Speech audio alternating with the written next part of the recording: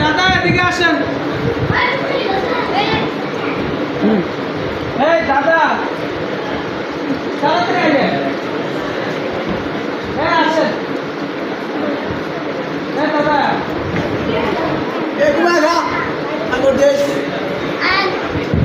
মজা হয়েছে? হ্যাঁ কার হাত দিয়ে বানাইছে বলো তো দেখি।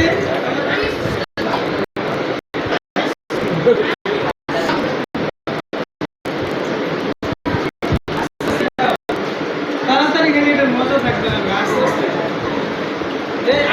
আমরা যেতেছি। মুস্তাকিম